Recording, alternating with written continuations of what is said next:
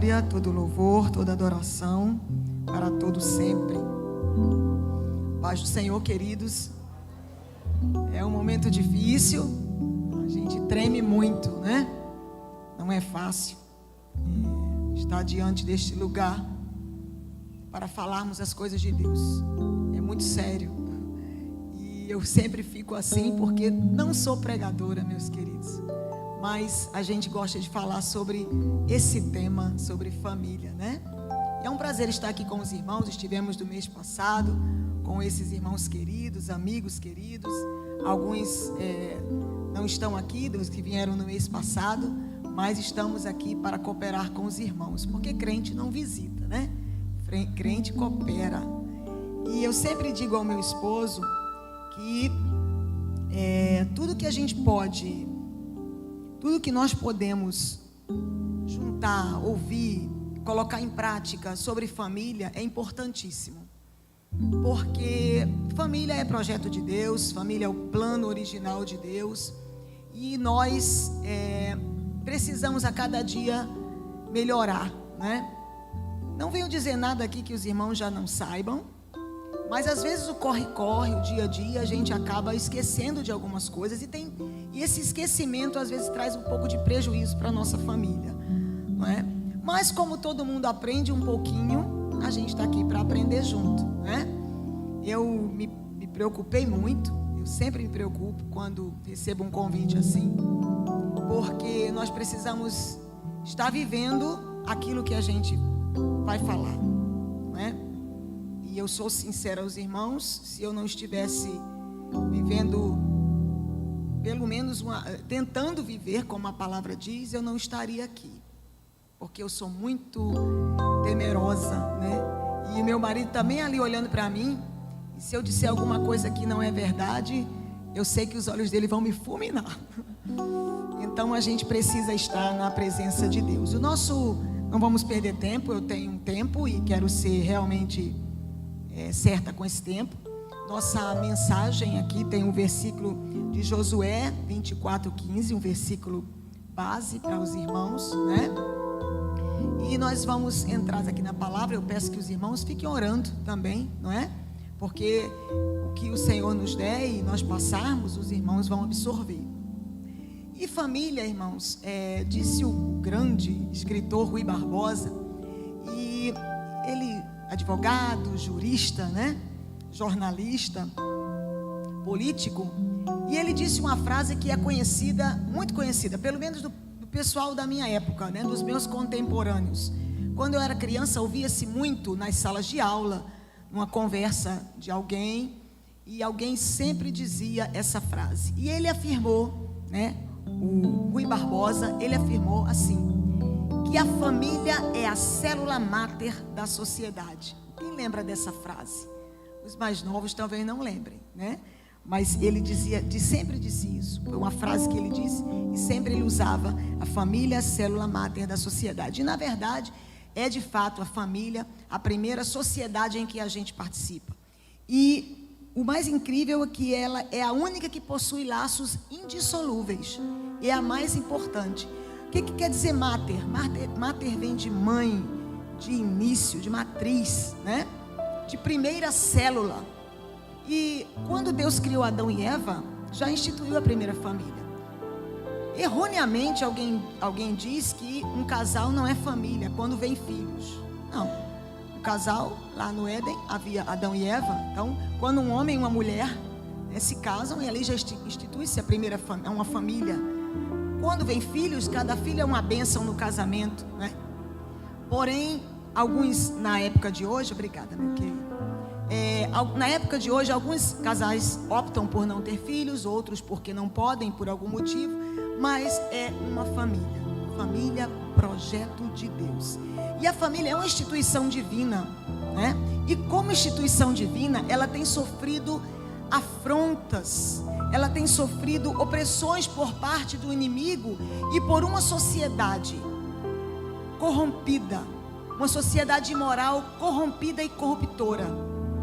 Infelizmente é o que está acontecendo. E não é fácil se ter uma família na presença de Deus nos nossos dias. Quem tem filhos ainda em casa, nós já temos uma filha Nós temos uma filha casada, mas temos netos. E se sabe que não é fácil, porque nós temos enfrentado dificuldades vendo os nossos netos até falando coisas que outro coleguinha diz e que é uma coisa que até a gente fica boquiaberto, né? E o inimigo, ele tem atuado dentro de casa. O problema é que ele tem atuado dentro de casa porque as famílias, os membros das famílias muitas vezes estão dando uma brecha. E Satanás, ele não brinca. Ele é Satanás. E ele está para matar, roubar e destruir. É isso que ele quer. E nós precisamos estar atentos a isso. E o que ele está se aproveitando? Da falta de comunicação dessa família. Ele se aproveita da falta de qualidade de tempo, né? O que você está vivendo com seus filhos, qual é esse tempo que você deveria tirar para os seus filhos. Ele está se aproveitando da falta de perdão, da falta de empatia, de me colocar no lugar de alguém sentir a dor, né? Pelo individualismo excessivo que estão dentro dos lares. Cada um quer ter o seu espaço, ninguém olha para o outro, né? Conflitos não resolvidos. Então Satanás está se aproveitando de tudo isso para destruir as famílias. E Josué, que particularmente eu acho Josué um personagem do Antigo Testamento, eu acho fantástico Josué, porque ele fez uma escolha, em que essa escolha que ele fez no passado é para nós hoje. Então Josué, ele era um homem experiente, um homem estava perto do fim, já no final da sua vida. E Josué agora, ele havia peregrinado, né, pelo deserto como auxiliar de Moisés e depois como sucessor de Moisés, né, quando Moisés partiu. E ele na liderança, ele ficou na liderança do povo de Deus. E depois de enfrentar muitas lutas, batalhas, perseguições, Israel estava vivendo num momento de tranquilidade, né? Israel estava num momento de repouso.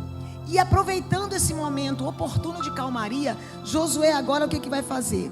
Josué aproveita para fazer com que o povo relembrasse as promessas que Deus havia feito ao povo de Israel.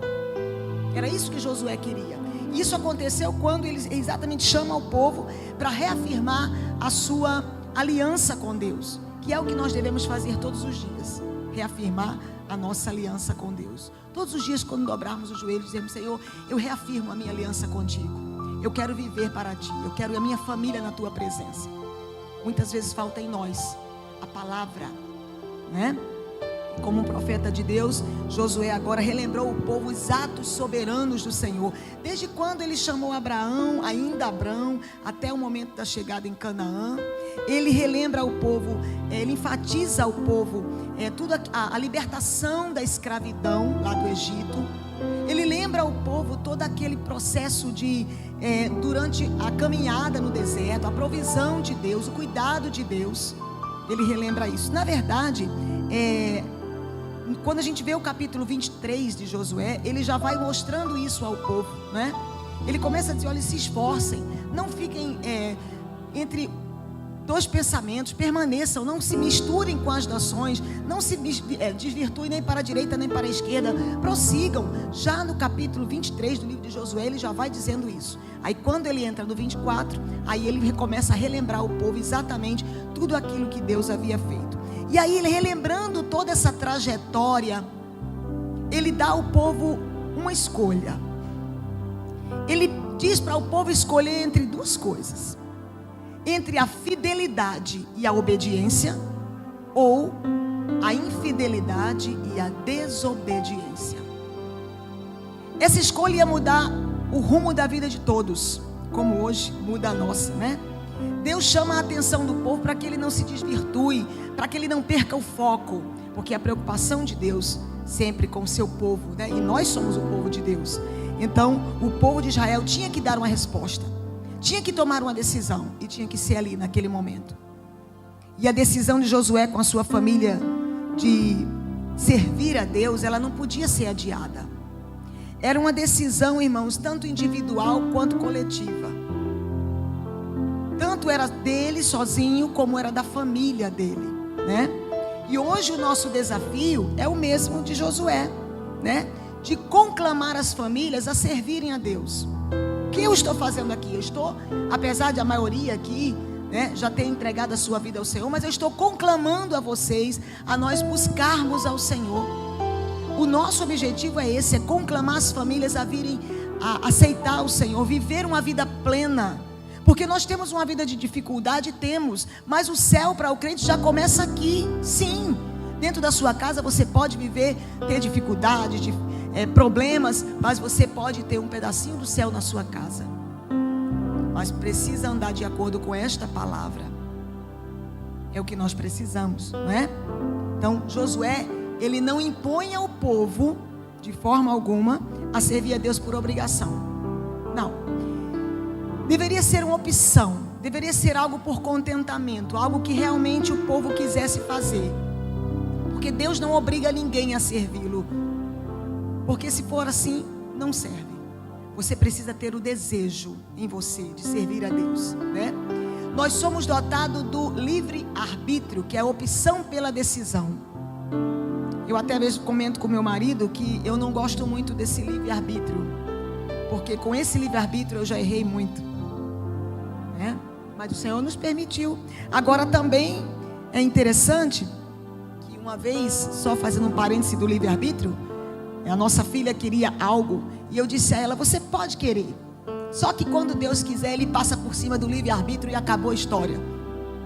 Não tem esse quando Deus quer, é assim. E foi como Ele quis. Mas Ele nos deu essa opção, né? De fazermos uma decisão. E o povo agora estava aqui diante de uma decisão. E as famílias hoje, queridos, as famílias hoje podem optar por servir ao Deus da Bíblia ou aos deuses do mundo. Os deuses do mundo são materializados hoje por essas ideologias que negam a existência de Deus, infelizmente, e reduz tudo ao palpável, a só o que pega. A sociedade está assim, o mundo está assim, as famílias estão assim. Somente aquilo que é palpável. E essa decisão, ela não pode ser adiada. As famílias precisam hoje decidir o que vão fazer. Se vão ser obedientes, se vão ser fiéis, ou se vão ser infiéis, desobedientes. Se vão servir a Deus ou ao mundo. Porque não pode servir a dois senhores, a Bíblia nos garante. Ninguém pode servir a dois senhores, de aborrecê-lo um ao outro. Nós precisamos focar que o nosso Deus merece toda a honra, toda a glória. Ele tem a primazia, Ele tem o primeiro lugar na nossa vida, na nossa família. Não dá para a gente viver hoje, irmãos. A volta do Senhor está iminente. A qualquer momento nós vamos ouvir o toque da trombeta. A qualquer momento o Senhor vem buscar o seu povo. E nós precisamos estar andando de acordo com a palavra de Deus, para que nós realmente possamos sair daqui. Porque ai, a Bíblia diz, daquilo que ficar por aí. Então nós precisamos focar na nossa família, focar em Deus. Então, irmãos, o processo de transformação, é isso que nós precisamos entender, que o processo de transformação da minha família começa comigo. O processo de transformação da sua família começa com você. Vai depender muito do meu bom testemunho para que eu veja as bênçãos de Deus no meu lar. Porque a minha família precisa ver em mim um exemplo. A liderança começa em casa. A sua família depende de você. Principalmente quando são crianças, né? Nós temos que ser exemplo dentro e fora de casa. Falar uma coisa e viver outra é pura hipocrisia. E isso Deus rejeita. Às vezes o pai fala, né? E o filho fica só olhando. A mulher fica só olhando. Ou a mãe, né? Geralmente nós estamos falando de pais. Os filhos observam os pais. E aí? Como é que você está, querido? Você está dando o melhor para a sua família ou você está guardando o seu melhor para os seus amigos? Para os irmãos da igreja? Chegar com a Bíblia debaixo do braço, sorrir para todo mundo? Como é que está a sua vida em casa? Será que o que você traz para a igreja é o mesmo que você deixou em casa para os seus filhos? O melhor beijo, o melhor abraço? Sabe quando dizem que nós mulheres temos as xícaras ali guardadas só para as visitas? Que é um grande erro, né? A minha família precisa do melhor. E às vezes a gente cai nessa, né? Eu tenho lá, vou confessar o meu pecado, eu tenho uma xícarazinha lá que só, né? Mas é um erro. E você, pai, você líder da sua casa, como é que você está chegando na igreja? Está deixando tudo de bom lá também? E chega na igreja também trazendo o melhor para os seus irmãos? Porque tem uma historinha que eu ouço desde que eu era criança.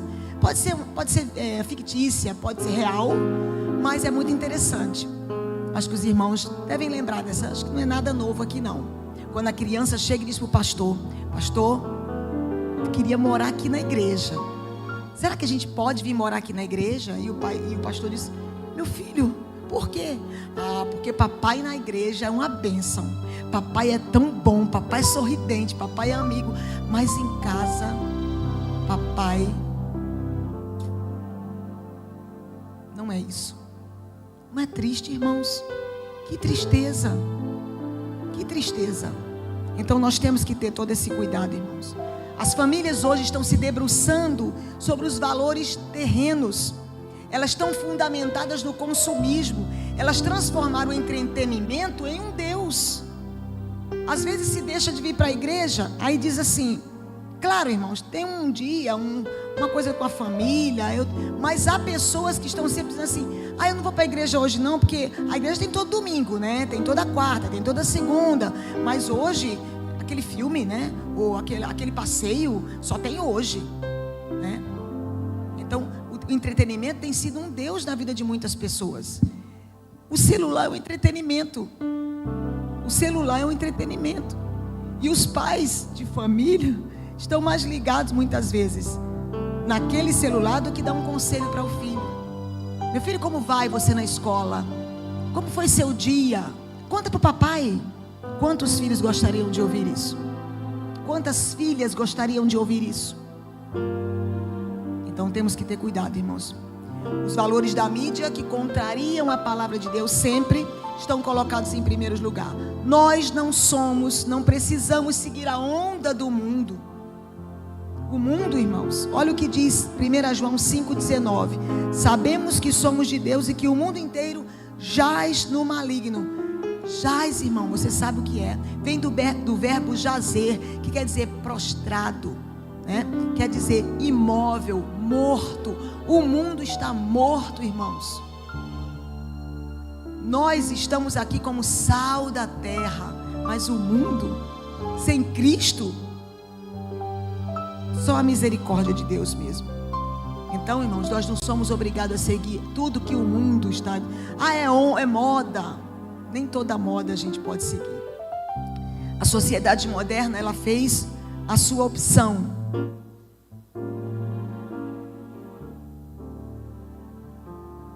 Ela fez uma opção e ela prefere o humanismo ateísta, que é a razão humana que nega a existência de Deus.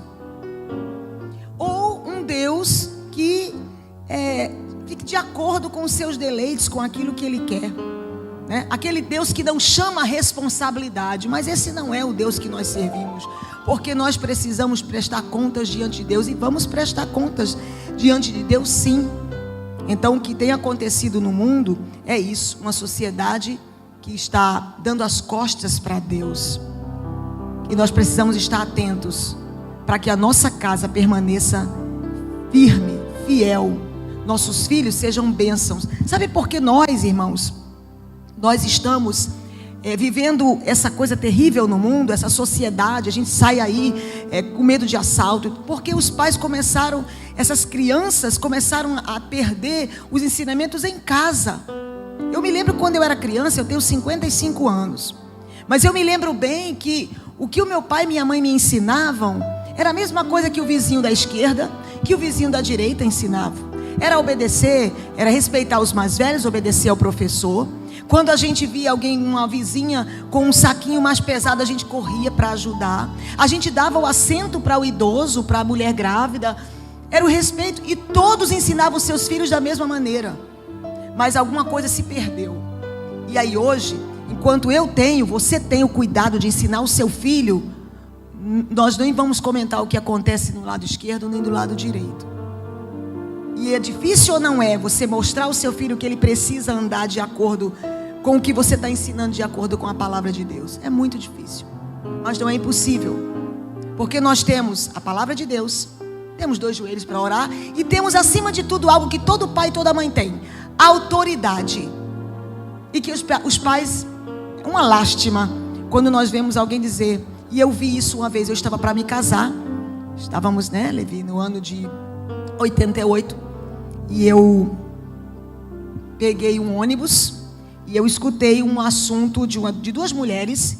E uma delas dizia assim: não posso mais com fulaninho, não tenho mais condição, não tenho mais pulso. E eu me preocupei, eu digo, que idade tem esse abençoado? E a criança tinha 10 anos. Eu fiquei horrorizada. Irmão, aquilo me marcou profundamente. E eu coloquei o propósito do meu coração: se um dia eu tiver filhos, eu não vou dizer isso, porque eu terei autoridade sobre eles. Eu vou criá-lo no temor da palavra, mas com autoridade, porque eu fui criada com palmatória. A mamãe não brincava. Enquanto o papai era só para ensinar na base da palavra, a mamãe não tinha isso não. Ela tinha uma palmatória para minha irmã, que esteve aqui o mês passado, uma palmatória para uma palmatória para outra. Se a Marta apanhasse 2, a Raquel aqui apanhava 4 palmadinhas. 4. Se ela desse 6 nela, podia dobrar. Mamãe não contava isso não. Mas, irmãos, glória a Deus por cada uma que eu levei, porque eu aprendi. Entendeu? Não estou dizendo aqui que façam hoje não, irmãos. É até hoje até um absurdo. Mas eu estou dizendo como eu fui criada. Mas eu aprendi. Hoje a gente pode muito bem conversar, não é? Se precisar dar uma palmadinha, fica a critério dos irmãos, né? Quem sou eu? Mas enfim, nós precisamos ter autoridade. Todo pai tem autoridade. Agora, às vezes ele, não, eu não vou fazer assim. Não. E aí depois o menino está mandando em você, fazendo você passar vergonha. Aí você não dá o ensinamento em casa. Irmão, eu não vim doutrinar a igreja não, porque está aqui o homem que doutrina a igreja. Mas eu já falei para Jesus: por que, Jesus, tu me usa assim? Está aqui, irmão, foi o que Deus me deu, né? Mas a gente precisa ter muito cuidado, mas doutrinar os nossos filhos, ensiná-los. Porque aí, quando sai na rua, fica: menino, se comporta. Me dá vontade de dizer: você não dá o ensinamento em casa e quer cobrar na rua? Então, irmãos, nós precisamos ter muito cuidado, porque a nossa família é projeto de Deus. E o inimigo quer roubar a nossa família, mas ele não vai fazer isso, porque nós somos do Senhor, né? Então, irmãos, olha o que diz o 2 Coríntios 4:4, só a parte A.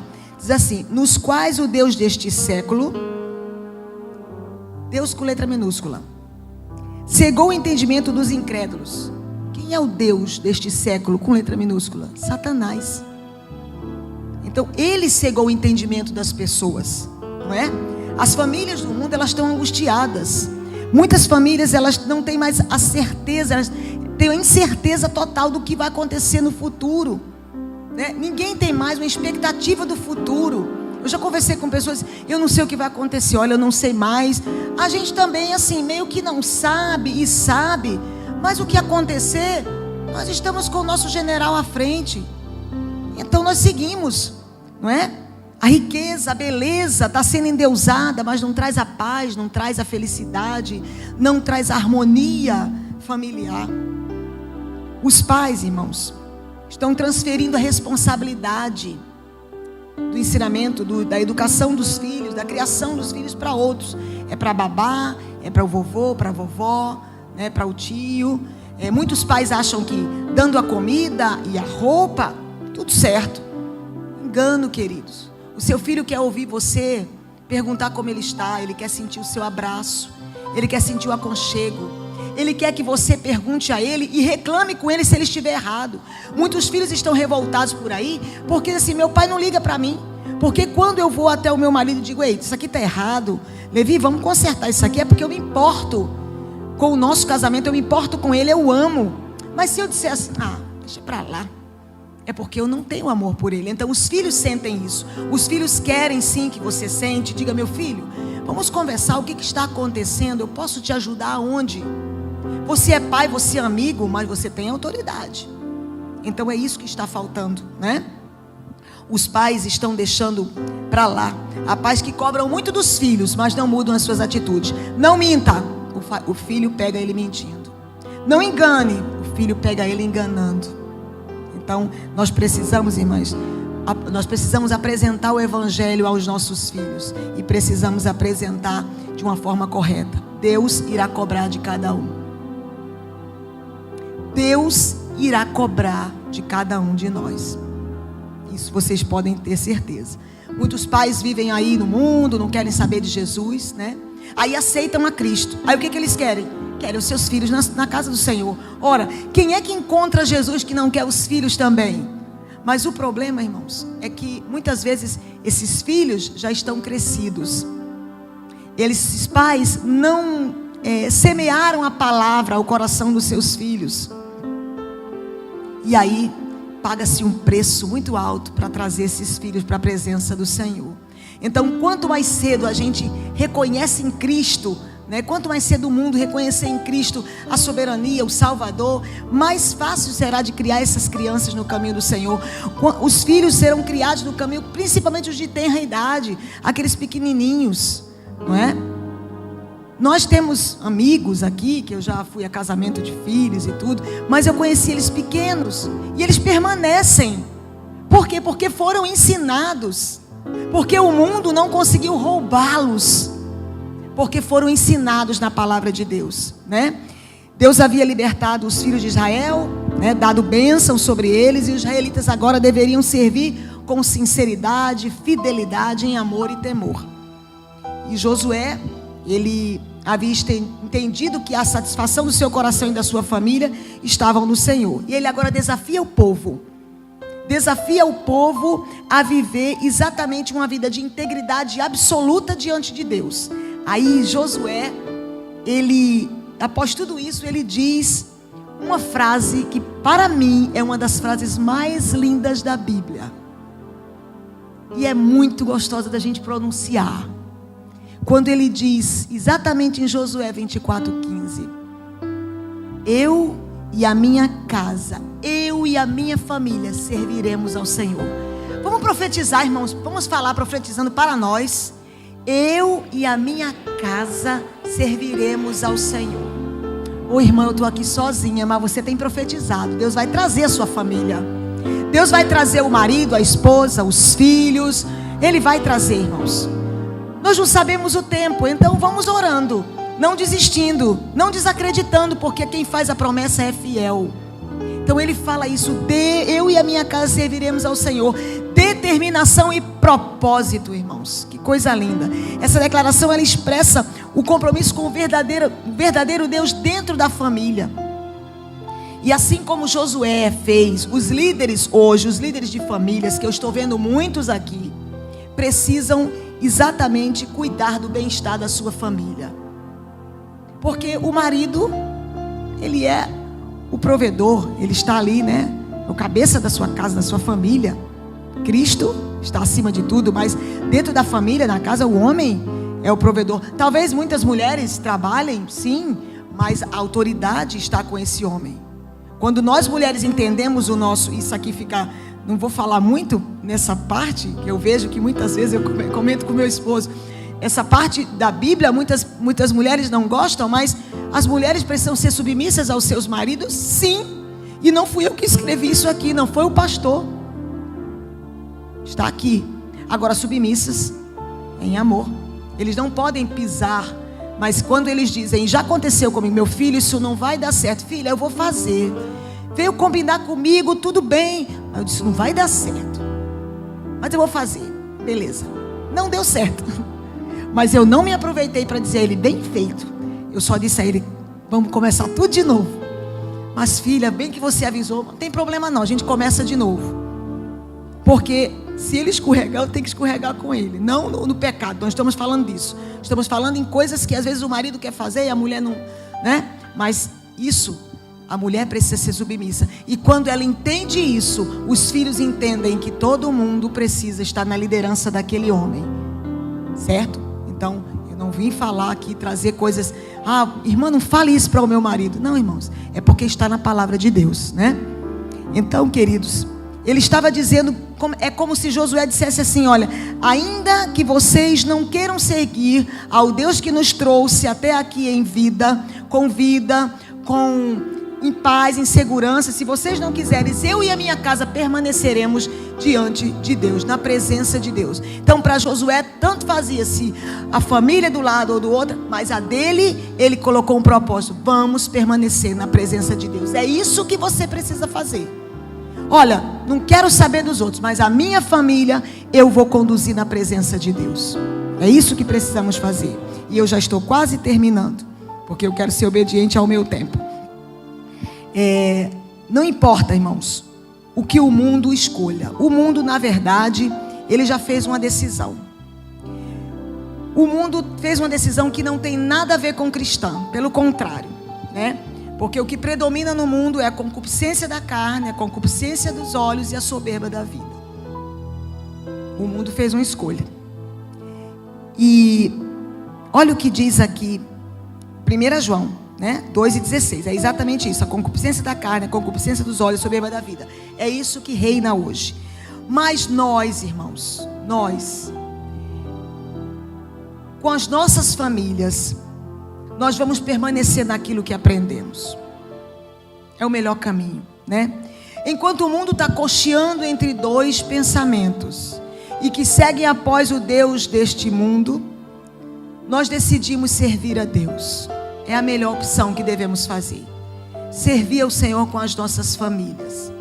É não desistir. Talvez aqui algum pai, alguma mãe tenha dito assim: olha, causa perdida, não vou mais falar de Jesus para meu filho, não vou mais tentar trazê-lo de volta. Não, irmãos, nessa noite, se você tomou essa decisão, deixe essa decisão por terra. Não desista da sua família. Sua família é um projeto de Deus. Mas, irmão, olha, você não conhece a minha história, você também não conhece a minha, né? Mas nós precisamos buscar ao Senhor. Dizer ao Senhor: Senhor, olha, a partir de hoje, eu vou todos os dias dizer: eu e a minha casa serviremos ao Senhor. Todo dia eu vou dizer para o inimigo escutar, porque eu sei que vai ficar registrado. Porque o que Deus quer de você é isso, é a persistência. Porque se nós não tivermos persistência, não vamos chegar no céu. Quantas lutas, quantas dificuldades cada um de nós tem passado. Mas nós estamos aqui para dizer: Jesus é bom, Jesus é maravilhoso, e eu e a minha família serviremos ao Senhor. Haja o que houver, permaneceremos na presença de Deus. Não importa o que o mundo diz, não importa o que a minha família diga, o que o meu vizinho do lado, do outro, mas a minha família é do Senhor, e eu chegarei diante de Deus com a minha família e vou apresentar ao Senhor os frutos que Ele me deu. Que Deus te abençoe, irmãos. Oreis por mim, por minha casa, por minha família. Que os irmãos fiquem em paz. Amém.